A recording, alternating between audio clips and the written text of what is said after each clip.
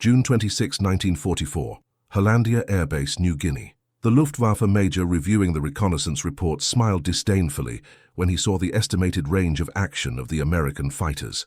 For him, the P-38 Lightning were powerful but predictable, limited by fuel, by doctrine, by numbers. On that day, the German advantage was believed to be intact.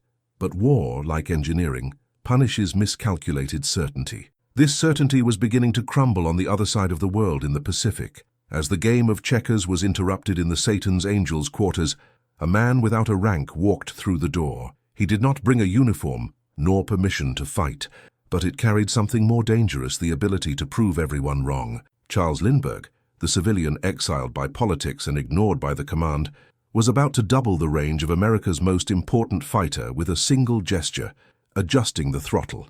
This video tells how an out-of-the-system pilot overcame institutional resistance, overturned operational dogmas, and taught an entire army that the true limit was never in the airplane, but in the manual. He gave no orders, but his mathematics redrew the map of the war.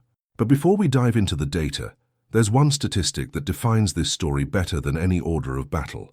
On a 61 two-hour mission over hostile territory, as the pilots of the 475th returned with tanks on the verge of zero, a single aircraft landed with 210 gallons of fuel remaining. The technicians thought it was a defect in the indicators. It wasn't. The pilot was a civilian. The engine was the same. The difference was in the fingers that held the stick, and in the mind that dared to contradict the manuals. It flew with less spin, leaner mix, and manifold pressure at levels that every military pilot has learned to avoid. What seemed reckless was actually precision, and what the Army believed to be the limit of the airplane was only the limit of doctrinal thinking.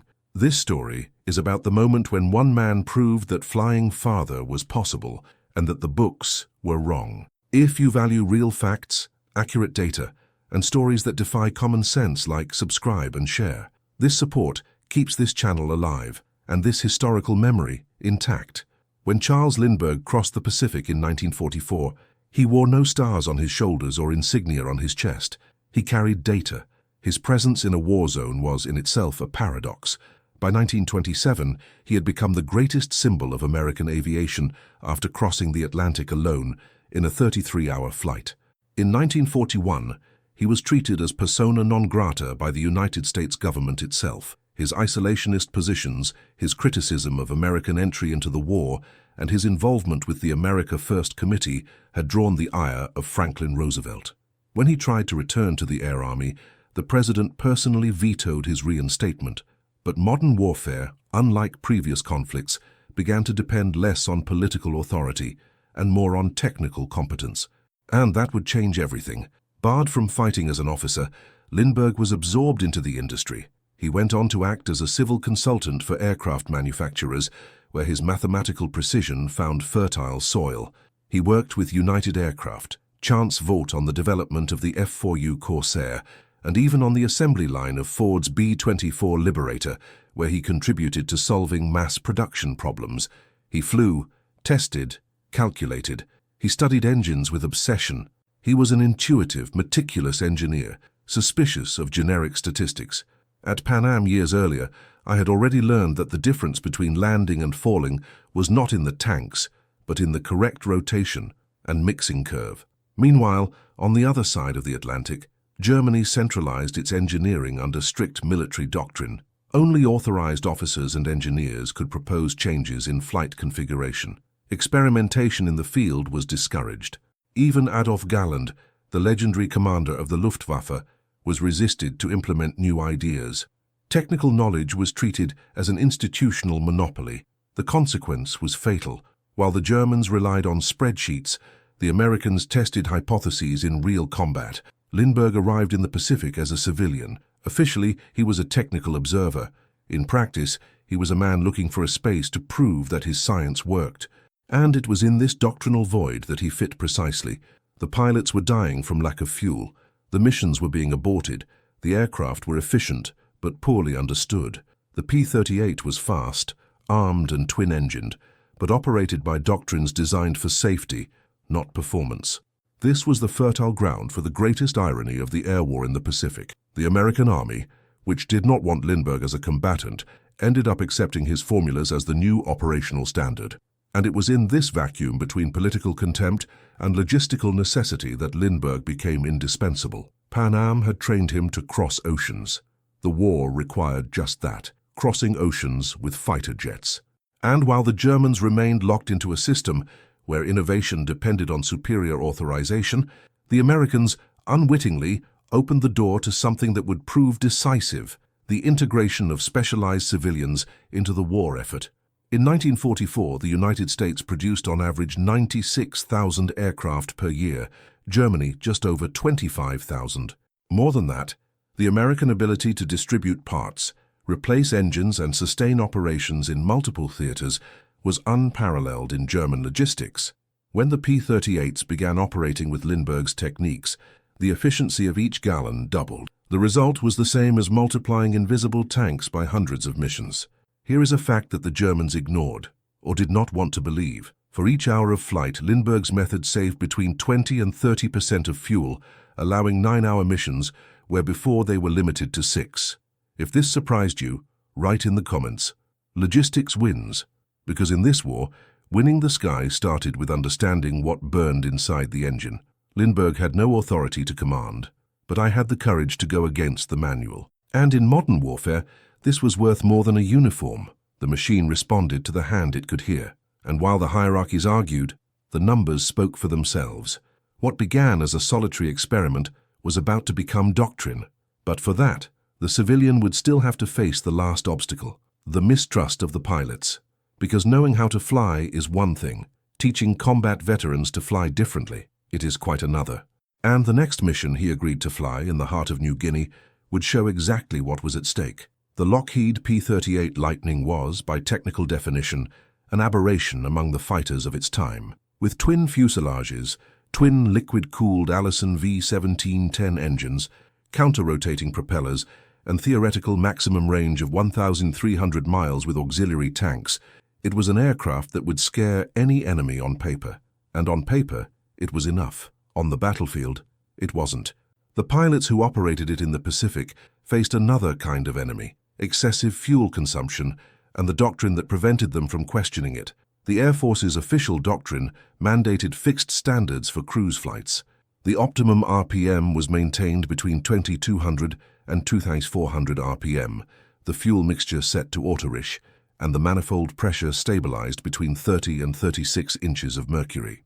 These configurations guaranteed a safety margin for the engines, especially on long flights over the sea, where a failure almost always meant certain death. But that same margin of safety consumed between 100 and 120 gallons per hour. Escort or reconnaissance missions longer than 5 hours became impractical. What the enemy didn't know, and few Americans dared admit, was that the P-38 could do much more. All that was missing was someone who dared to adjust the buttons. The Japanese feared him for his weapons: 450 caliber machine guns and a 20mm Hispano cannon concentrated in the nose, capable of tearing through bombers in seconds. The double range of the engines gave it safety on long journeys, and its acceleration in diving combined with structural strength made it superior in quick escapes. But even with their additional tanks, 2 wingtip tanks with 55 gallons each, plus disposable subwing tanks with up to 300 gallons combined, the pilots came back dry. Missions were interrupted by fuel alerts. Meteorological amusements took entire planes to the bottom of the ocean. The problem was not the machine, it was the fear of using it to its true potential.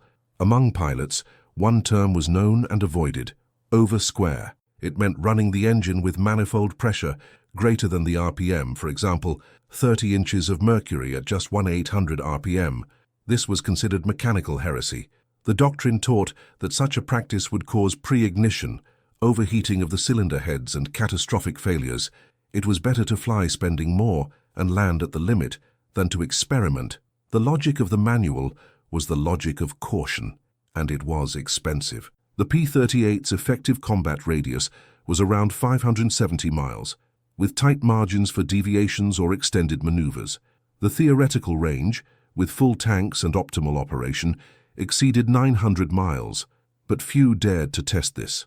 Charles Lindbergh, however, was not a military man, and maybe that's why I was the only one with the courage to try. He didn't bring a new propeller. It did not change the airframe of the aircraft. It did not require additional parts. What he did was simpler and more dangerous, adjusting the way the engines were used. Instead of 200 RPM, it flew at 1,600. Instead of auto-rich, he used auto-lean. It compensated with high manifold pressure, but still below the critical limits. Its cruising speed, surprisingly, remained stable, and consumption dropped to about 70 gallons per hour. It was the equivalent of doubling the plane's range without changing a single part. The doctrine had underestimated the equipment itself. Meanwhile, Germany continued to operate with a verticalized technical structure. The Luftwaffe's operating manuals were treated like laws. Field experiments depended on higher authorization, and even if some technicians suggested a change, it would rarely be tested in combat. The difference was cultural and operational. The United States, however accidentally, created a space for a discredited civilian to prove a point that uniformed engineers ignored. Efficiency is not just a matter of power, but of balance. The Allison engine, when operated outside of the standards taught, revealed not weakness, but a hidden margin of performance. This margin would soon become the new battleground, because a plane that can fly 9 hours, attack, patrol, and come back with fuel to spare changes everything. And this change didn't start in the hangar. It started with the handle that held the lever. On the next mission, the civilian that no one wanted around would be given a chance to prove his thesis in real field. A flight, a formation, and a target ahead. Everything within the standard except the way he would fly. And the next day, the P-38 would show for the first time what it was really capable of when it wasn't limited by fear. June 26, 1944. Rain was falling on the Hollandia base in New Guinea as Charles Lindbergh crossed the flight line of the 475th Fighter Group. In front of him were experienced men, consecrated aces, pilots with more than a dozen confirmed victories. Among them, Major Thomas Maguire, who would later become the second greatest American ace of the war. To them, Lindbergh was nothing more than a civilian, a hero from another era, an obsolete symbol, and worse, an intruder without rank. He arrived carrying reports tables and a theory about engines that contradicted everything they had learned in military instruction. He was viewed with suspicion.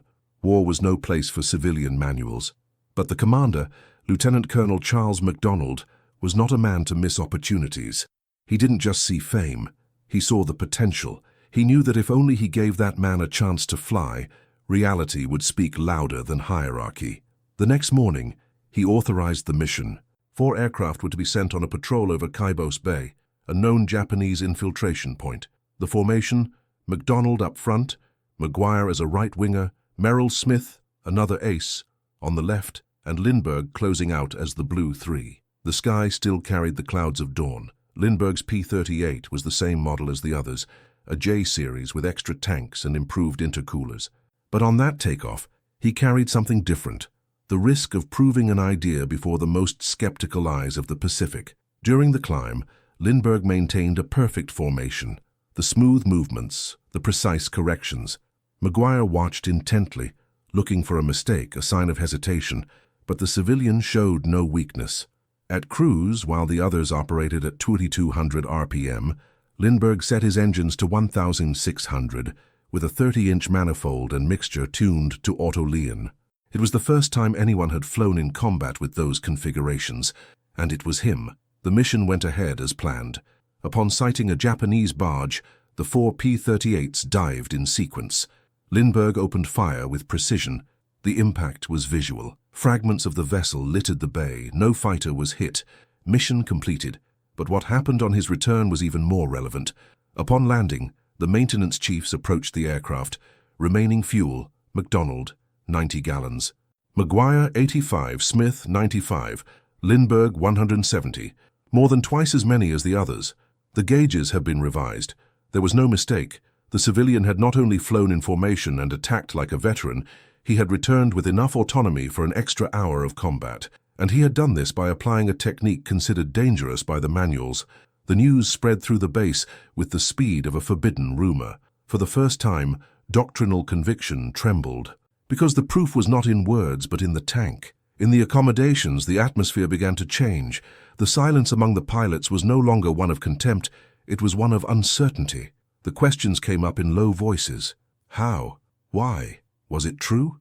Lindbergh did not boast. I just took notes, observed, and returned to the hangar. He did not present himself as a teacher. He only demonstrated with numbers and flights what no one dared to attempt. What started as an informal test mission has become a silent watershed. That morning, it wasn't just the Japanese barge that sank. It also sank the myth that efficiency was incompatible with safety. That moment, in the heart of the Pacific jungle, marks the point at which the American air war began to bend its internal logic. And ironically, it was made by a man President Roosevelt had forbidden to wear the uniform. A civilian shot down not aircraft, but concepts.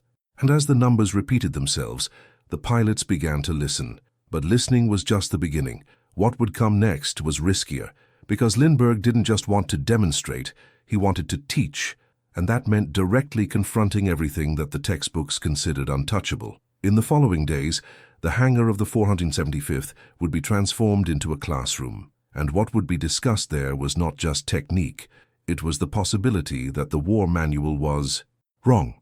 Days after the flight that baffled even the base's most experienced technicians, Lieutenant Colonel MacDonald summoned all the pilots of the 475th Fighter Group to a closed-door meeting. The tension in the air was almost visible. Men accustomed to facing anti-aircraft fire now faced something even more uncomfortable.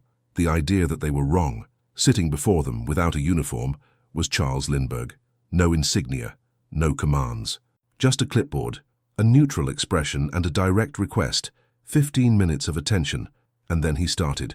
He showed the flight records, the consumption graphs, the data collected by the ground teams, and for the first time, it clearly laid out the formula. 1,600 RPM, 30 inches of manifold, lean mix, keeping the cylinder head temperature below 230 degrees and stable oil pressure. Absolute silence. It went against everything they had learned. The manual recommended a minimum of 2,200 RPM at cruising. Manifold pressure higher than the rotations was synonymous with risk, and the rich mixture was considered a shield against mechanical failure. Lindbergh dismantled each of these pillars with a simple equation. Less rotation, less wear, less consumption, and no damage to the engines. The reaction was mixed. Some crossed their arms, suspicious. Others leaned in, puzzled. A pilot, fresh from missions over Wewak, called the proposal suicide. He said the technique could work for demonstration flights, but not in actual combat. Lindbergh did not retort. It only answered with numbers. In 4 missions, it had returned with an average of 170 gallons of fuel, more than the others. And in all of them, flying alongside complete formations. The irony of this story is that the solution was in front of them all along. The P-38 already had the range to double its operations. What it lacked was the courage to fly differently. If you're enjoying unraveling these facts, show your support. Like and subscribe so we can bring you more in-depth content about the technical backstage of the war. Because textbooks never tell everything. Lindbergh closed the meeting with a single sentence. The engine doesn't know what the manual says. It only responds to the laws of physics. In the following days, some riders began to discreetly test the adjustments. Short missions were conducted with controlled variations. The results were recorded in silence, and the tanks, little by little, began to come back fuller. For the first time, doctrine was being challenged from within, and not by a general, but by a civilian with the precision of an engineer and the calm of a transatlantic pilot. But testing was one thing, adopting in actual combat was another. And when one of the squadrons decided to apply the technique on a 700-mile mission over hostile territory, everyone knew, if it worked, nothing would be the same again. The first missions operating with Lindbergh's technique did not occur with speeches or fanfare. The change began with mistrust, executed behind the scenes. A group of pilots from the 431st Squadron, within the 475th Group, was authorized by MacDonald to perform coastal patrol flights at medium altitudes, applying the settings of 1,600 RPM, 30 inches of manifold pressure, and auto-Leon mixture. Each plane would fly with monitored instrumentation. Maintenance technicians would record after landing the parameters of cylinder head temperature, oil pressure, and final fuel levels. The fear was silent. American doctrine associated this configuration with pre-ignition, an uncontrolled combustion that could ruin an engine in minutes. But Lindbergh claimed that this only occurred if the pilot ignored the temperature readings. And so, with clinical caution, the flights began. The first reports were challenging. Riders reported a strange sensation in the engine, lower noise, slight vibration, slower throttle response, but everyone came back. And more than that, they came back with averages of 160 to 180 gallons remaining. The fuel margin, which used to be around 10 to 15%, jumped to 35%. Consumption dropped from 110 gallons per hour to 75. The data was there. The engine could handle it. And the tanks, they were grateful. Mechanics dismantled 2 aircraft after the tests. The cylinders were intact. No cracking, no overheating corrosion. The engineering chiefs themselves recognized that technically, the configuration did not exceed the limits of the Allison Vigun 1710. What the textbooks called the risk zone was, in practice, a conservative margin based on bench tests, not combat. For the first time, doctrine began to listen to what experience said. Each driver who tested the technique came back transformed. One of them, Lieutenant Alan Wright, recorded in his diary, "Lindbergh may not have a uniform, but he is right. I have never returned with so much fuel, and so ashamed that I doubted." The most fascinating thing was to realize that the plane had not changed. The structure, the motors, the controls, everything was identical. The difference was in the fingers and what they dared to do. With each flight, pilots discovered that the real limit was the fear of trying. Institutional resistance began to subside. Some squadron commanders were still suspicious. They feared that an engine would fail in combat and the blame would fall on them. But the numbers, always them, showed an uncomfortable truth. Efficiency was hidden behind technical courage, and the war, more than ever, needed reach. Every mile saved on fuel meant more time on target, more return options, more lives saved. The Americans, who were already producing planes at a breakneck pace, 8,000 P-38s by that point in the war, now found that they didn't need any more Lightning. They just needed to use them better. A single plane flying with 30% more autonomy was worth 2, and that changed the mathematics of war. The irony was cruel. While the Germans invested fortunes to increase the range of the Me-110s or FW-190s with extra tanks, the Americans doubled the range of the P-38 with a simple change of throttle, and what followed would show the tactical impact of this discovery. A long mission, under enemy fire, with the fighters operating in the new configuration. And a landing that would leave the command's officers with no arguments and no excuses. The adoption of Lindbergh's technique in the 475th Fighter Group did not come by decree, but by simple logic of survival. After the first successful tests, long-range missions that were previously dismissed as unfeasible began to be planned with confidence. By mid-July 1944, patrols over the Vogelkopf Islands, nearly 750 miles from the base at Hollandia, had become possible, and more than that, routine. For the first time, the P-38 Lightning took off, escorted bombers, swept the combat zone on secondary missions, and even returned with fuel for evasive maneuvers. It was an operational change that transformed the arithmetic of war, and that was born not from a new weapon but from a precisely adjusted lever. The pilots, once skeptical, now asked Lindbergh for directions directly. On the ground, he organized informal technical briefing sessions. It used diagrams, consumption graphs, torque curves. It showed that the lower RPM was not only safe, it was more efficient for the power regime required at cruising. It explained how the aerodynamic profile of the P-38 favored long flights when operated intelligently, how the relationship between drag and RPM could be manipulated in favor of autonomy, and how even in combat, the setting could be quickly adjusted for maximum power without risk of stalling, as long as the pilot understood the real limits of the Allison engine. The impact was immediate. In less than 3 weeks, the unit's consumption spreadsheets showed an average saving of 28% per flight. This meant not only fewer resupplies and more missions per week, but also greater tactical flexibility. The formations began to operate with more margin, reaching more distant targets, exploring areas that were previously ignored due to range restrictions. The operational doctrine, which had always treated the effective radius as a constant, now needed to be revised, and it was under pressure from results, not orders. More than efficiency, the new standards created an invisible advantage: freedom of maneuver. The ability to keep the fighters in the air longer forced the Japanese to review their interception tactics. On several occasions, American formations waited for the Zeros to run out before engaging. With fuller tanks on the way back, the P-38s could fight back even after long dives. The air war was no longer a race against time. It became a game of endurance. What the Germans did not know, or preferred to ignore, was that this change occurred without any modification in the industrial structure. Production continued at the same pace. Lockheed's factories, supplied by a logistics chain that spanned the United States, delivered ready-made P-38s every 30 minutes from the assembly line. But now, each of these aircraft flew more, spent less, and returned with more combat capability. The power was not only in the quantity, it was in the ability to adapt. And in this, the Americans became unbeatable. Other units began to notice. In Mindoro, Philippines, pilots from the 49th Group requested a copy of the 475th's consumption reports. At Biak, engineers from the 8th Fighter Group adapted the flight briefings to include wider operational ranges. In less than 2 months, Lindbergh's technique, previously marginal, became a reference. The 5th Air Force Command itself sent officers to observe the proceedings. And although there was not yet a revised formal doctrine, the pattern had changed. By the force of the facts, irony struck at the heart of enemy strategy. Germany, which projected its war based on the superiority of the engine at maximum power, could not conceive of a doctrine where efficiency overcame aggressiveness.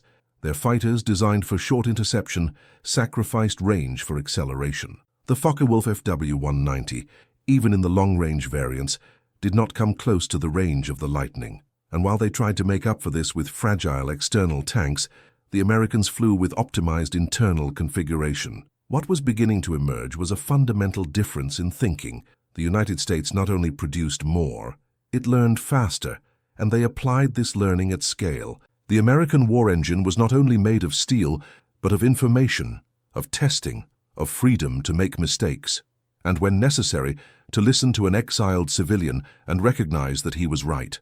In September 1944, the 475th would complete its 100th mission with full use of fuel-saving techniques. The average range would jump from 600 to more than 850 miles in some operations. And the most symbolic, with the same plane, the same engine, the same pilots. What had changed was just the way of thinking. But history still held one last irony, because among the men who watched the reports with astonishment was a German military engineer in charge of assessing the Allied fighters shot down on the Italian front. And in an internal confidential report, he would write a sentence that was never published during the war. "Your planes are no better, but its pilots now use the entire machine. We still wear socks." This confession, hidden among technical reports, revealed an uncomfortable truth. And in the next part it would surface with numbers, interceptions, and a new kind of combat, where the decisive factor would not be enemy fire, but the distance it could no longer cover. On July 28, 1944, over the waters of the Gulf of Sansepor, at an altitude of 7,500 feet, Charles Lindbergh officially entered the war, without anyone giving him permission. During an escort mission with the 403rd Squadron, flying side by side with veteran pilots, a visual contact caught the eye. A Ki-51 Sonia, a Japanese light attack aircraft, appeared below the formation, preparing to attack Allied ships. The decision was immediate. Lindbergh dove in. At 2,000 feet, it entered the turn of the Sonia, lined up and fired accurately, 3 bursts. The target caught fire and spiraled into the sea. It was his first and only confirmed killing. But the most important thing was not the impact on the enemy, it was the impact on the Allies.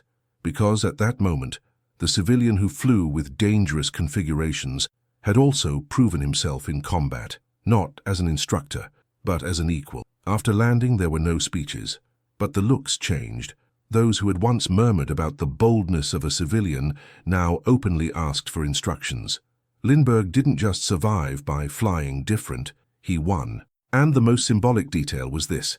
It shot down the Sonia still operating in oversquare, with 1,700 RPM and 32 inches of manifold, without sacrificing range or safety. The machine responded as predicted. The engine did not explode, the aim did not miss, and the tank came back with 140 gallons remaining. In tactical terms, this episode represented more than an aerial victory. It represented the end of internal resistance. Field leadership was no longer based on hierarchy, but on the ability to deliver results. In the war in the Pacific, where distances killed more than bullets, this was revolution. The squadron has definitively adopted the new flight regime. Briefings began to include RPM, pressure, and mixing instructions under the label L system, in informal reference to civilian. Even without a uniform, he now did doctrine. Meanwhile, on the other side of the world, the Luftwaffe still operated with strict parameters. The German cruise doctrine for the Mi-109 recommended high revs while maintaining thermal safety at the expense of autonomy. The result was predictable: short missions, tight logistical ranges, and increasing vulnerability as the Allies advanced. German pilots might be dexterous, but they were stuck in the math of scarcity. And here's a number that the German generals preferred to ignore. In 1944, the United States had 157,000 operational planes, the Luftwaffe only 15,000. If this surprises you, leave it in the comments. Shocking data, because this difference was not just numerical, it was doctrinaire, strategic, and fatal. In the Pacific, P-38s could now make round-trip escorts without refueling. They could stay on targets for up to 45 minutes, and they could, if necessary, re-engage. What was once a restriction was now an advantage, and American superiority was beginning to show itself in what mattered: time in the air, time over the target, and time to return. Lindbergh had created nothing. It just taught Americans to use everything they already had, better than ever. But his presence still bothered higher spheres: a civilian arming planes, flying combat, shooting down enemies. In Washington, the War Department was beginning to push for limits. The press wanted interviews. And the High Command feared the precedent. Because what would happen if other civilians started showing that they knew more than the manuals? The answer would come soon, because the 475th's field reports were being analyzed by a strategic division. And when the data reached the General Staff, a new order was considered. And if what Lindbergh discovered could be applied, in bombers.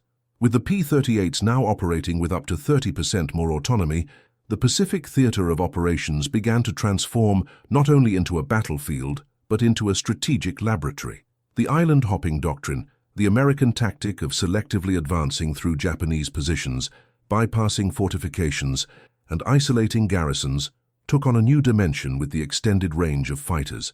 Before, each island needed an intermediate base to support bombers and escorts. Now, with Lightning flying farther and consuming less, it was possible to bypass entire positions, directly attack key targets, and return safely. Bases such as Yap, Truk, and even Palau were neutralized by isolation, not invasion. Logistical costs dropped, campaign time decreased, and the number of American casualties was drastically reduced. It was no longer just about dominating territories. It was about surpassing them in air mobility. Planners at MacArthur's headquarters adjusted entire routes based on the new reports from the 475th Fighter Group. Squadrons that had previously needed constant naval support could now operate from more distant land bases, covering a radius of 850 miles with operational safety. This altered the logistical axis of the war. Fuel ships, which had previously followed formations as a critical rear guard, were relocated to more active fronts. The fighters didn't just fight harder, they fought better, with less support and greater decision-making autonomy. This flexibility exponentially increased the tactical initiative. A squadron commander could now decide to extend patrols, explore targets of opportunity, and maintain air cover even after the primary mission had been executed. In practice, this meant American presence over areas that the Japanese considered safe by distance. And it meant something even more dangerous for the enemy: unpredictability. The Japanese doctrine, based on fixed interception zones, began to fail. The Imperial Air Force could not anticipate the attack vectors. Aerodromes, trains, and depots began to be affected outside the standard, outside the previous logic. The change in the configuration of the engines had destructured the enemy's mental model. The impact also extended to the psychological front. The constant presence of American fighters in distant areas provoked a feeling of invisible siege among Japanese officers. An intercepted report from the Rabaul base recorded the phrase, "Heaven now belongs to those who do not retreat." For the men who operated Japan's coastal radars, the silhouette of the P-38s was no longer a harbinger of sporadic combat. It became routine, and a routine that the Empire could no longer predict or prevent. And all of this, every radius of action enlarged, every island bypassed, every gallon saved, was born out of the same question posed by a discredited man: what if we set the engine like this? It was not a state decision. It was a technical adjustment made in the field, validated in flight, confirmed by statistics and multiplied by American industrial logic. air warfare began to operate with a new variable, costless range. An equation that the textbooks did not foresee, but that American pragmatism knew how to adopt. Meanwhile, in Europe, the Germans saw the opposite. The Luftwaffe was beginning to lose the ability to escort tactical bombers in depth. The limited range of its fighters, associated with the high consumption in combat, forced constant stopovers and limitations of operation.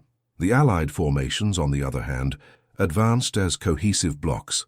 What Germany was fighting with Messerschmitts and Focke-Wulfs was, in fact, an air logistics doctrine that had already outgrown the numbers phase and now operated in the realm of invisible superiority, use intelligence. In the Pacific, American forces were moving faster than Japanese cartography could correct. Each week, a new island was surpassed, not conquered. Each mission, the planes returned with margin to refuel others, escort heavy bombers, or in extreme cases, serve as radio relays to distant formations. The P-38, once limited by conservative doctrines, was now a force multiplier, and the central question was no longer, how many planes do we have, and became, are we using everything they can offer? And here is the point that escapes the traditional accounts of World War II. The victory came not only from the industry that produced the most but from the structure that allowed it to be questioned, tested, and adapted. While the Germans centralized decisions in Berlin, the Americans authorized civilians to modify the theater of operations itself. Victory began with reactors, guns, and steel, but it was decided by an adjustment to the throttle, made by those who supposedly did not have the right to fight. And that is why at the end of 1944, a memorandum was circulating among the intelligence officers of the Japanese High Command with the following marginal notation: distance no longer limits them. We need to rethink the whole map. In the next part, we'll look at how this new aerial map paved the way for the most daring mission in American aviation to date, and how the ghost of a civilian who couldn't wear a uniform continued to rewrite the way war was fought. The story of the civilian who taught him to fly began to spread far beyond Hollandia's runway. In less than a month, hunting parties stationed in Biak, Nomfor, and even Morotai sent representatives to observe the Satan's angels. But these men did not come with orders. They came out of conviction.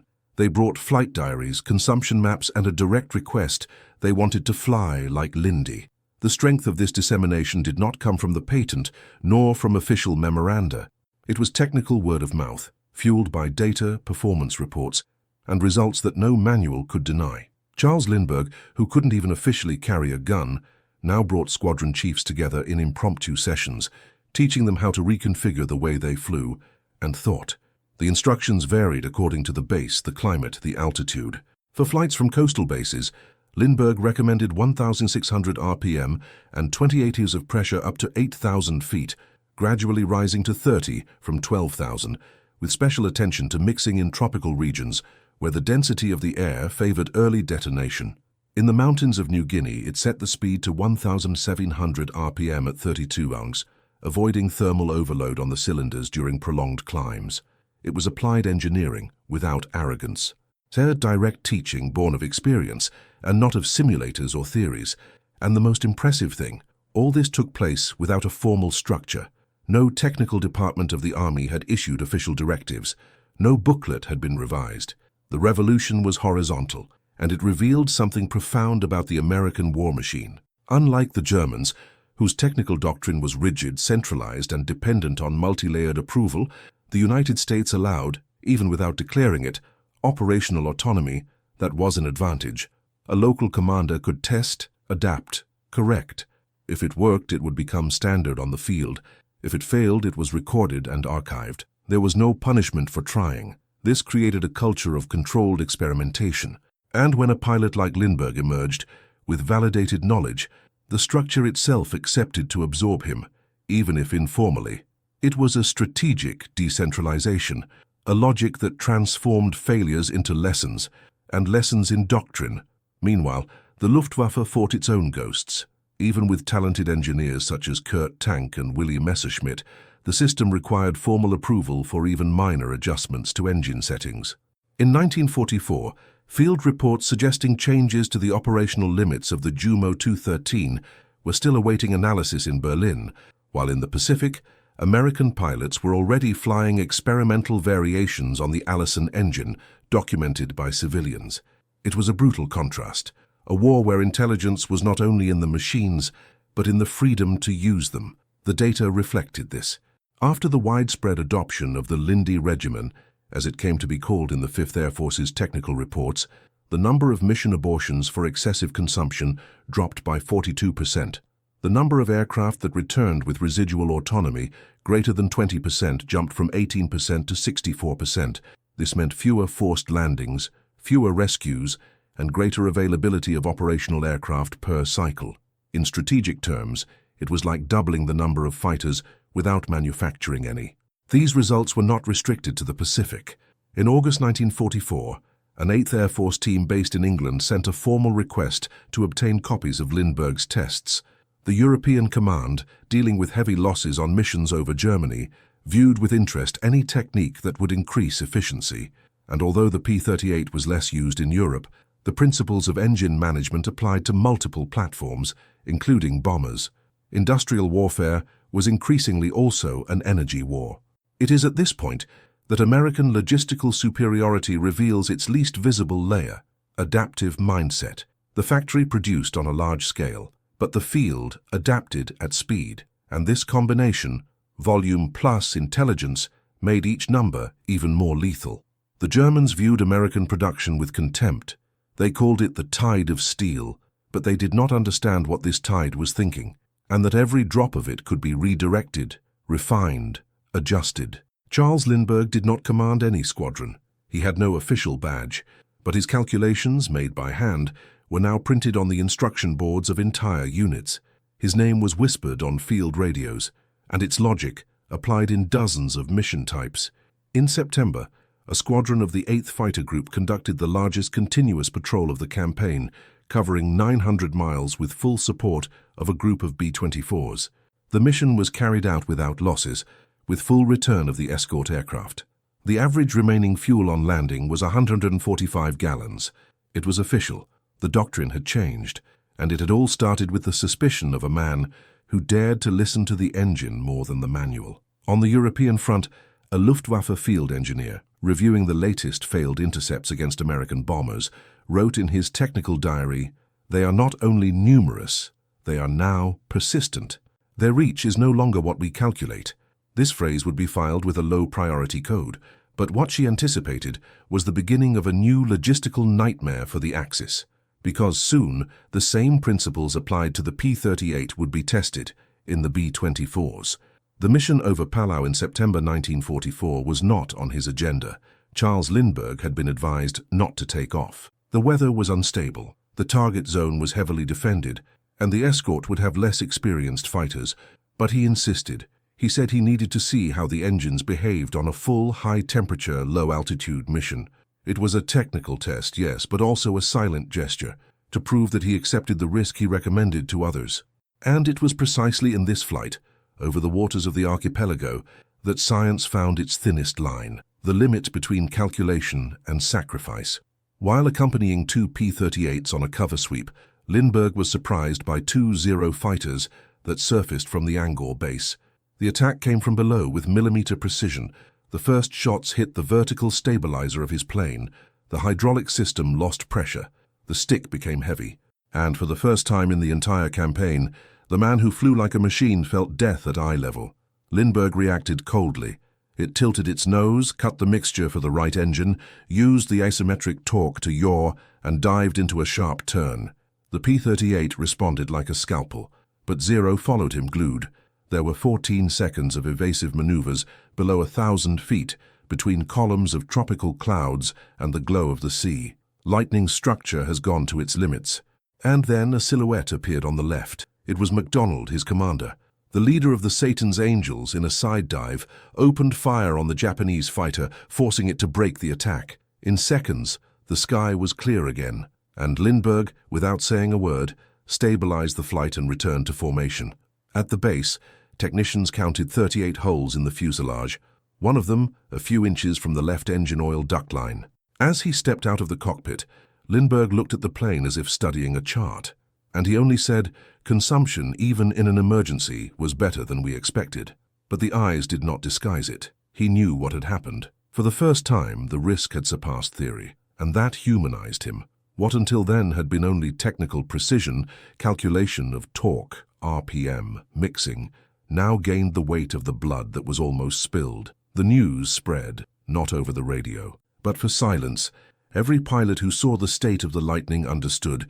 The man who taught them to fly was not a bystander. He was a participant. He had chosen to join the game, and he had hardly left. This sealed, once and for all, his moral authority. The doctrine was now his not only for effectiveness, but for courage. It was the rare fusion between knowledge and presence. The engineer who was bleeding, the civilian who did not flee. The technique that accepted to die with its own signature. Meanwhile, on the other side of the war, the contrast was painful. In Berlin, Heinkel technicians were still waiting for clearance to test new compression regimes in the Jumo engines. Field flights were suspended by orders from above, at the risk of premature wear and tear. German engineers knew the limits of their machines, but they were not allowed to test them in combat. The doctrine blocked innovation. What Lindbergh did with a pencil and courage, the Luftwaffe tried in protocols and memoranda, and the difference was in the skies. The American range of action increased, the losses decreased, technical reports gave way to practice. At the end of that month, MacDonald would record in his diary a personal note. Today, Lindbergh could have died, but he gave us something that no statistics predict. He proved to us that courage is also calculated. This sentence was never published, but it echoed between the lines of each mission that would come after. Because Lindbergh's legacy was now not just technical, he was human. It was the symbol of a war where civilians could change the course of the fighting if they had precision and courage in equal measure. And in the next part we will see how this same man, surviving by millimeters, would be called to a new challenge, to take his method to the giants of American aviation, the B-24s and the B-17s, and how his silent logic would begin to redraw the course of the war, also in Europe. The order arrived with bureaucratic coldness. A direct memorandum from the Air Force General Staff demanded the immediate return of Charles Lindbergh to the United States. The reason was not technical, it was political. His presence at the front, as a civilian, involved risks that Washington no longer wanted to manage. If he were shot down, captured or killed in combat, the media impact could generate a crisis. And more than that, he was not covered by military protocols. He could not receive decorations, nor have a war funeral. It was an institutional spectrum, a civilian flying among combatants and winning. The political machine did not know how to deal with this, but the pilots knew. And so, when the news of his departure was communicated on the 475th, what was seen was not relief, it was silence. A silence that said it all. Lindbergh didn't want to go. It had plans for a series of tests at higher altitudes. It was collecting consumption data in different thermal regimes, and he was beginning to draft an informal manual for heavy bombers. But he understood. He had crossed the line of what the structure would accept. Even so, until the last day, he kept the routine. He visited the hangars, he helped mechanics, he wrote down data, and on the day of the match, there was no official ceremony. But a row of pilots, mechanics, and ground operators positioned themselves in front of the track. No formal gesture, just helmets under the arm and stares. The civilian was leaving, but not as a visitor. He left as one of his own. Technical Sergeant Wilbur Hayes, who headed maintenance for the 431st Squadron, handed him a notebook with 42 pages of notes. "Everything we learned from you, we record here," he said. Lindbergh just nodded. To many of those men, he was more than a teacher. It was living proof that technical knowledge could be as decisive as ammunition, and that sometimes courage did not wear a uniform. This moment, although intimate, reveals a little-told face of the American structure in the war. A structure capable of absorbing, even if reluctantly, agents outside the hierarchy. The strength of the United States was not only in its factories, it was in his ability to let in outside ideas. They civilian, discredited by politics, had altered the flight doctrine of an entire air force. No position, no patent, only with data, logic, and presence. And he had been recognized, not for the rhetoric, but for the result. As Lindbergh took off for Brisbane, where he would sail back to the US, the Luftwaffe could barely keep its wings operational. The supply of synthetic fuel, after the bombings in Ploiești and Lona, had been reduced to less than 30% of the minimum demand. Training flights were suspended. Interception squadrons were instructed to reduce operating time by up to 40%, and even then, they were forced to fly at full power, compensating for the lack of escort and range. Here's a number the Germans underestimated to the end. In 1944, the United States produced 600,000 barrels of aviation gasoline a day. Germany barely reached 40,000. If this data surprises you, comment below, "Logistics wins," because that's exactly what happened. The war was decided long before the first shot was fired, in what each country could move, resupply, and adapt. At the Hollandia base, after departure, flights continued, but the manuals now had additional annotations, copied by hand, with the regimens that Lindy recommended. The doctrine, previously vertical, now circulated in a spiral. One of the pilots of the 482nd would later say in an interview, "He didn't fly better than us, but he thought the plane better than any general." And that's why 3 weeks later, a telegram crossed the Pacific. It was an informal invitation, but loaded with urgency. A field engineering group, attached to Bomber Command, wanted to apply Lindbergh's methods on another platform, bigger, heavier, and with an even more decisive impact on the course of the war, the B-24 Liberator. The idea that an engine can operate at higher pressure than rotation, the so-called oversquare regime, seemed heresy to much of American military aviation until 1944. The manuals warned, manifold pressure above 30 inches with revs below 2,000 RPM would generate detonation, pre-ignition, and catastrophic failure. But Lindbergh knew that this was not absolutely true, and to prove it, he didn't just fly, he taught. The basis of his logic was precision mechanics. The lower the rotation, the lower the frictional wear. The higher the pressure, the higher the torque. The secret was in the balance between these forces, and above all, in the temperature control. Lindbergh understood the difference between detonation and pre-ignition, as few others did. A subtle difference, but one that separates efficiency from destruction. Detonation occurs when the air-fuel mixture explodes prematurely, generating shock waves that destroy pistons. Pre-ignition is caused by hot spots in the cylinder that ignite the mixture before the spark. Both phenomena were feared, but avoidable with the right regime of lean mixing, efficient cooling, and proper ignition advance. Lindbergh didn't invent anything. He just read correctly what the engines were already trying to say. In the case of the Allison V-1710s, which equipped the P-38s, the safe operating range was wider than standard training allowed. The factory's bench tests already indicated that the engine could operate at 1,600 RPM and 30 manifold for long periods, as long as the cylinder head temperature was kept below 230 OC. The question was, who would risk flying in these conditions, without warranty, without manual, without support? Lindbergh flew. And when it returned with its engines intact and tanks full, it started a silent revolution. The lean mixture, adjusted manually, reduced consumption by up to 25%. The low speed reduced mechanical wear, and the high pressure compensated for the loss of power. It was literally the sweet spot. An engineering class applied at 10,000 meters of altitude. This logic was also adapted to bombers.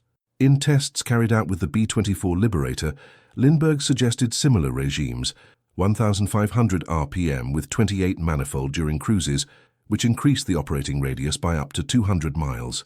Pilots initially hesitated, but the results spoke for themselves. The lower vibration extended the life of the Pratt & Whitney R1830 engines. The efficiency of consumption freed up room for more payload or more evasive maneuvers. For the first time, the mathematics of the engine was treated as a weapon of war. And here comes the real irony. While the Germans bet on radical technological innovations, such as the HES-011 jet engines, not yet operational, the Americans won by optimizing the engines they already had. It was the victory of incremental engineering over the obsession with disruption. A Luftwaffe study intercepted in September 1944 stated that Americans sacrifice performance for reliability. But the truth was different. They understood that sustained reliability at scale is the new performance. And if that sounds too technical, here's a practical fact to make it palpable. In 1944, the United States produced 267,000 aeronautical engines. Germany less than 40,000. If this number surprises you, comment below. Absolute power. Because that's what it's all about, turning numbers into air dominance. By the end of the year, Units equipped with P-38 and B-24 were already incorporating fuel-saving protocols based on Lindbergh's tests. The instructions were not yet standardized by the official manual, but they were in all briefings. Technical reasoning gained the status of tactics. Operational intelligence now included thermodynamic knowledge, and war, more and more, ceased to be a duel of bravery, to become a duel of precision. And on the German side, the same technical warfare was waged with less freedom. Reports from the Eastern fronts indicated that Luftwaffe units were instructed not to operate below 2,200 RPM in any combat scenario, even in the face of warnings of early attrition. The doctrine, rigid and centralized, prevented adjustments. The Daimler-Benz DB605 engines were excellent, but they were not flexible. The rigidity of the doctrine sealed the fate of the machine. The intelligence of the American structure was precisely in allowing its machines to evolve even in mid-flight. Charles Lindbergh did not write treatises. He has not published manuals. But his notes, copied by pilots and mechanics, became tools of war. Every page, every calculation, every empirical observation was one less bullet wasted, one more mission accomplished, and one more life saved. The man who decades earlier had crossed the Atlantic alone now helped thousands cross oceans, safely, methodically, with science. And the next step was already in motion, because Lindbergh's intelligence was about to arrive at the most iconic machine in American aviation, the B-17 Flying Fortress. And with it, the precision bombing doctrine would gain a new ally: efficiency. The decision was made official in February 1945. In a circular issued by Pacific Air Force Command, the P-38 Lightning's cruise charts have been updated. The new guidelines included, for the first time, over-square flight regime configurations with reduced revs, lean mixing, and manifold pressure above the previous standard. What was once called technical risk has become a recommendation. A new paragraph in the operational manuals explained that field tests demonstrated feasibility and safety of operation at high-pressure, low RPM regimes, resulting in significant fuel savings without sacrificing performance.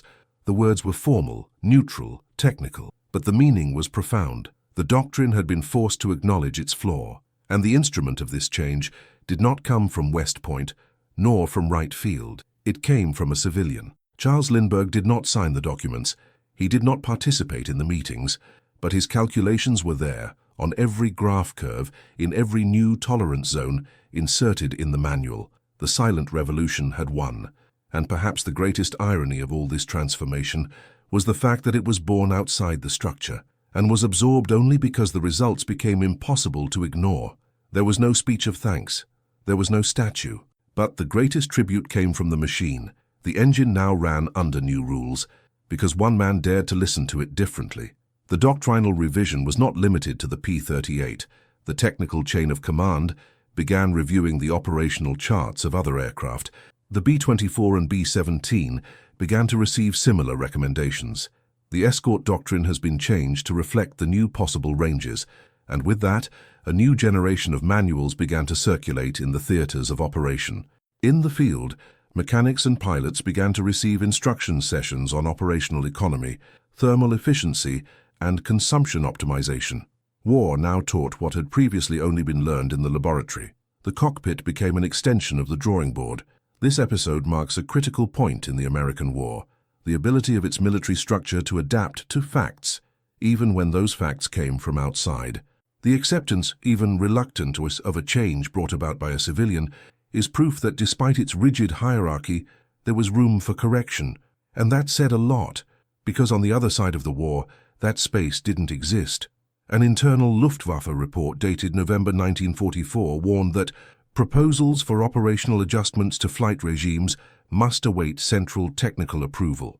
Even elite units such as JG-26 and 54 were prohibited from testing new regimes without higher authorization.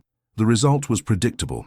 While the Americans expanded range and efficiency with field adjustments, the Germans limited their own resources out of reverence for the playbook. The doctrine in Germany was dogma. In the United States, despite the resistance, it was an instrument, and that, in the end, redefined the course of the war. Because winning battles is a matter of strength, but winning campaigns is a matter of adaptation. In an interview years after the war, General Nathan Twining, who would command the U.S. Air Force post-war, stated, It wasn't just the number of planes. That's what we were able to do with them when we started listening to those who knew more about engines than about stations. This sentence did not quote Lindbergh, but any pilot on the 475th would know who he was talking about. And as the manuals changed, a new front opened. Because the efficiency learned from Lindbergh was not limited to combat aviation. The next target was the heart of the American logistical war, the transatlantic freighters and bombers, and in them, saving a drop of fuel could mean victory in an entire campaign. If there was one thing that defined the structural difference between the Luftwaffe and the US Air Force, it wasn't just the number of planes or the power of the engines, it was the philosophy behind every technical decision. While the Americans, even grudgingly, allowed civilians like Charles Lindbergh to influence doctrines, Nazi Germany operated with absolute doctrinal rigidity. Not even legendary aces escaped the hierarchy. Adolf Galland, a Luftwaffe fighter general and one of Germany's top air authorities, was constantly battling the bureaucracy of the high command. Their requests for long-range aircraft, tactical improvements and freedom of experimentation were often barred by technical committees, political councils, and a culture that prioritized centralized control over tactical effectiveness. When Galland suggested patrol flights with power adjustments to preserve range and wear of the DB-605 engines, he was reprimanded. The engine is to be used as per the Heinkel manual, the memo read, and the memorandum was law. In the United States, the structure was also rigid, but there were cracks, and it was through these cracks that logic entered. Lindbergh's very presence in the Pacific Theater was an institutional aberration, and paradoxically, a strategic advantage, because where the German doctrine forbade the entry of any element that was not part of the formal chain, the American one tolerated the pragmatic exception, not out of altruism, but out of necessity. What started as an uncomfortable concession ended up as a lesson in flexibility. A system that is able to admit it was wrong is more resilient than a system that pretends to be right all the time. The Germans were not short of engineers. On the contrary, Junkers, Daimler-Benz, BMW, they all had departments of excellence, but his discoveries were slow to reach the battlefield, and many times they were not enough. The Luftwaffe spent precious resources developing advanced engines such as the Jumo 2113E and HES 011. But its innovations ran into doctrinal, logistical, and political obstacles. The field did not have the autonomy to test. Pilots, even experienced ones, could not adjust power regimes without authorization. This killed innovation in the cradle. And contrary to what Nazi propaganda sold, the German war machine was not flexible, it was heavy, and this rigidity would take a heavy toll. On the other side of the Atlantic, the story was different. When Lindbergh demonstrated his methods, they were not immediately accepted, but they were observed, and more importantly, they were tested. Drivers were free to experiment. Mechanics were instructed to write down variations. The field validated what the doctrine feared, and this became the basis of an operational change. There was no meeting in Washington that ordered, "Follow Lindbergh." There was a sergeant, a lieutenant, a captain, all reporting the same, "It works." And when it works, even a rigid system bends. This American pragmatism, often chaotic, imperfect, confrontational, was, in fact, its secret weapon. Because where the Germans demanded perfection from the first test, the Americans accepted failure as part of the process. This allowed for a cycle of constant improvement. A clear example: while the Luftwaffe insisted on the use of supercharged engines operating at extreme limits to try to achieve superior performance, the Americans sought durability, easy maintenance, and efficiency at scale. And it was this choice, less glamorous but smarter, that guaranteed supremacy in the skies. The irony of this story is that the solution was in front of them. A discredited civilian transformed the doctrine of an entire air force based on empirical observation and technical reasoning. If you're enjoying unraveling these facts, show your support.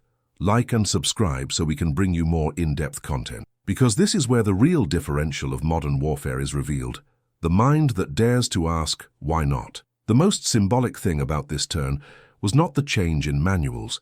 It was the change in mentality, the recognition that the war would not be won only by bravery or discipline, but by those who knew how to listen to the engine, reinterpret the machine, and adapt the doctrine. The Germans had fast fighters, brilliant minds, experienced pilots, but they were stuck in a structure that confused control with effectiveness.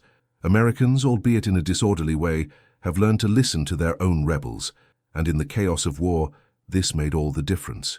And it is exactly at this point that the story takes us to the strategic climax, because if the United States knew how to listen for exceptions, there was one machine where it would become even more critical: the B-29 Superfortress, an aircraft so advanced that in it, every drop of fuel, every degree of temperature, every power decision could decide the end of the war. Charles Lindbergh's story in the skies of the Pacific is above all an uncomfortable reminder. Wisdom does not wear uniform. The mind that saved hundreds of pilots had no rank, no command, no seat on military councils. She came to war with the weight of controversy and the silence of rejection, and even so he did more than many generals, because his weapon wasn't status, it was reasoning. The case of the impossible trick that doubled the range of the P-38 is not just a technical feat. It's a symptom of a system that almost wasted a solution because it did not know how to listen. And if it weren't for Lindbergh's quiet urging, perhaps the range of American fighters would have remained limited, the bombers more vulnerable, and progress slower. How many Lindberghs did not exist and still exist, scattered in hangars, factories, laboratories, ignored because they do not belong to the formal structure. War, like life, punishes arrogance, and it values, even if belatedly, those who dare to observe more deeply. Physical courage can take someone to the front line, but technical courage is what sustains victory when textbooks fail. It is easier to command than to understand, easier to repeat than to question, and therefore rarer is the one who is willing to see beyond what he has been taught.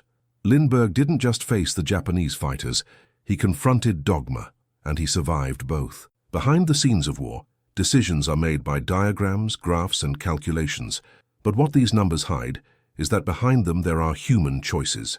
Choices to listen or not, to voices that clash. And every future war carries this dilemma. Where are the Lindberghs of today? Those who understand the machine better than the memos, those who see pattern where others see error. Because true innovation is rarely born in the center. It comes from the edges. It comes from where no one expects it, and it only survives when someone within the structure has the humility to listen. Lindbergh's legacy goes beyond aviation. It raises an uncomfortable question for any organization. To what extent are we prepared to recognize that the best path may come from the outside? That knowledge does not respect hierarchy. What ideas don't need insignia to be valuable? This question echoes in all areas, from science to politics, from technology to education. And it doesn't need war to be relevant, because in times of peace the most dangerous battles are not fought with bullets, but with silence. The silence that ignores, the silence that despises, the silence that kills ideas. In the end, Lindbergh returned home without medals, but it left an invisible trail in the skies of the Pacific. That thinking is still the most revolutionary act in times of obedience. The P-38 flew farther because someone dared to make less noise with the engine and more with the mind. And the Germans? They continued flying according to the manuals, even when the world was already screaming that they were wrong. As one Luftwaffe officer would confess after the war, we had excellent engines, but we used them as if they were fragile. Perhaps in the end, we did not lose due to lack of power, we lost due to excess of certainty. By the end of 1944, American waves were already advancing through the Pacific Islands with a speed that Japanese planners had considered impossible months earlier. The reason was not just in bomber numbers or carrier superiority, she was also in the silent sky, where the P-38 Lightnings flew farther than they should have, guided by a doctrine that had shifted from the manual to efficiency. Missions that once stopped 400 miles from the base now extended to 950. Bases that would need to be conquered with blood and mud were simply ignored. The strategy of island hopping gained a new layer. Circumventing was possible because flying farther had become normal, and all because of a minimal change, the way power and fuel were managed. When the Philippines became the next target, the expanded range of the fighters and light bombers allowed MacArthur to speed up his schedule. Instead of 3 months, he took strategic positions in weeks. The air support didn't just cover unprecedented distances, it returned safely. The P-38s, once limited to the defensive role of close escort, now swept through entire surveillance and attack areas without the need for refueling at forward bases. This freed up logistics, saved tankers and shortened supply chains, And on the battlefield, time is life.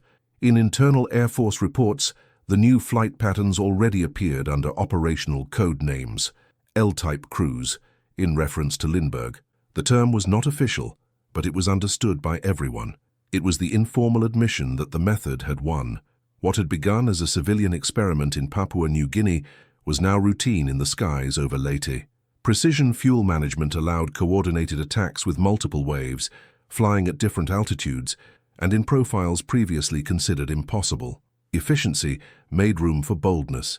Comparing the tactical maps of September 1944 with those of December of the same year, the change is clear. Attack corridors that had previously required unit rotation were now traversed by a single squadron. Secondary targets, often overlooked for lack of return fuel, were now included in enlarged scans. The difference was not in the bombs, but in the way they were flown to them.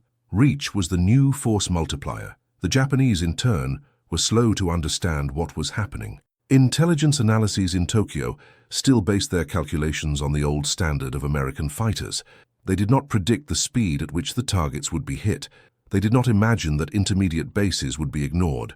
And in at least 2 episodes, the attacks on Davao and Luzon, they were surprised by formations that, according to their doctrine, could not have reached that distance with escort.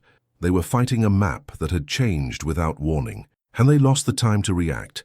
At this point, the doctrine proves to be more lethal than any bomb, because a weapon only hits the enemy when it reaches him, and going further was, until then, a logistical challenge. Now, it was an operational reality, and that redefined the entire structure of the campaign.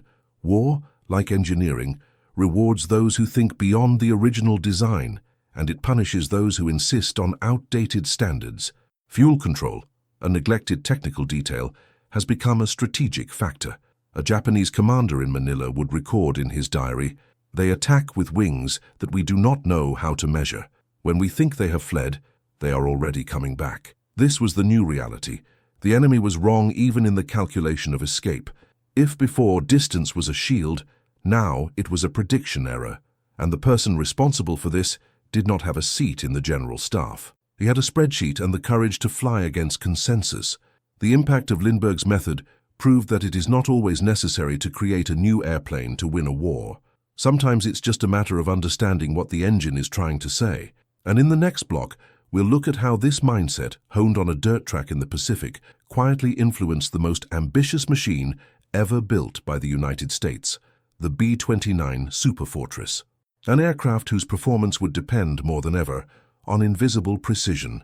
Decades have passed since the flights over the Pacific, but the accounts of the veterans of the 475th Group still carry an almost liturgical sharpness. They do not speak in an epic tone, nor do they evoke artificial glory. They speak with a serenity that only those who survived the noise understand. And when they quote Charles Lindbergh, they don't use the title of hero. They use another rarer one, that of companion. They remember the thin, quiet man who arrived early at the briefing and then stayed in the hangar, scribbling calculations in the corner of the map. He didn't wear a uniform, but no one noticed, because when he talked about fuel consumption, ideal altitudes or runoff corners, everyone listened. He didn't scream, but it convinced. To those young lieutenants in their early 20s, Lindbergh was not the myth of the Atlantic crossing.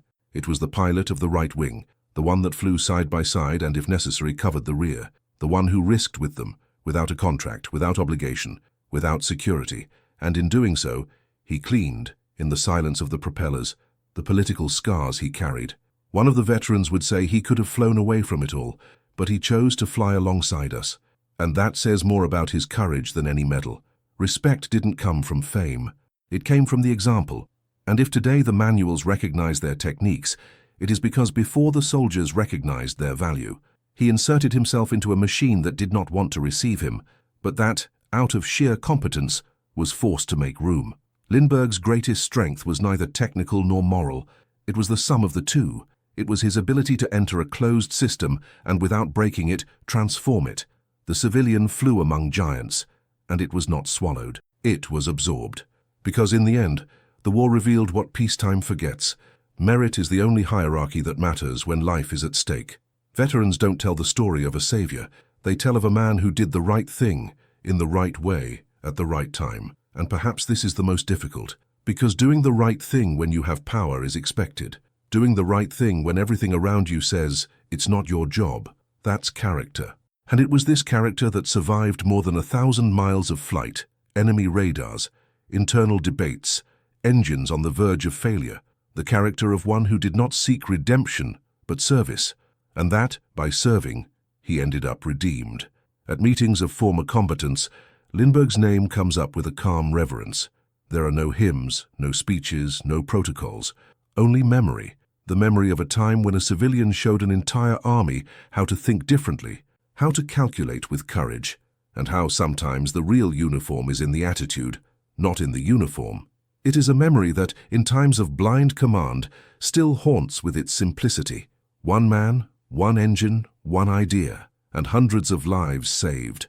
But that wasn't the last impact, because as Lindbergh left the Pacific, another theater of war began to apply the same logic he inaugurated. On the horizon, a machine appeared that would make all the fighters that came before it seem small. And that machine, the B-29 Superfortress, would also require precision, efficiency, and audacity. It would require everything that Lindbergh taught, and more. The war in the Pacific was won with bombs, yes, but also with listening, technical listening, operational listening, moral listening. When Charles Lindbergh adjusted the throttle of his P-38 and dared to challenge doctrine with an accurate calculation, he did more than extend the range of an aircraft. It revealed the limited reach of a military structure that, for fear of breaking traditions, has almost ignored efficiency. While the Luftwaffe relied on its rigidity and the isolated brilliance of genius engineers under unyielding orders, the United States, with all its internal conflicts, knew how to listen to a discredited civilian, and this silent, technical, and reluctant listening shortened the war. The missions stopped failing due to lack of fuel. The maps have changed. Islands were spared. Lives too. All because in the midst of the noise of the engines, someone understood that obeying the manual is not the same as understanding the machine.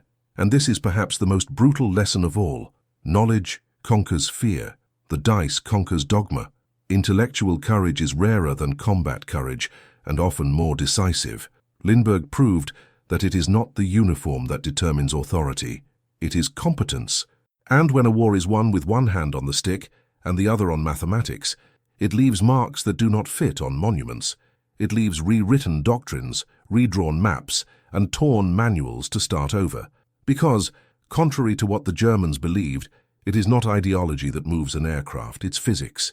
And it does not respect command, it only respects those who understand it. At the end of the conflict, a German general summed up the collapse of his strategy with resignation and lucidity. We were not defeated by better planes. We were defeated by trucks, for the ability to move, supply, and adjust, by logistics, by the industry. If this story touched you, if the precision, technical courage, and invisible impact of engineering surprised you, enjoy this video and subscribe to the channel. This is how we continue to bring truths forgotten by official history. Comment now, what is the most shocking fact for you on this journey? And ring the bell so you don't miss the next devastating historical fact. Don't go away yet. Listen to the next true story that will appear on the screen. Always remember, logistics determines strategy. Watch the next video here on the channel with another incredible story.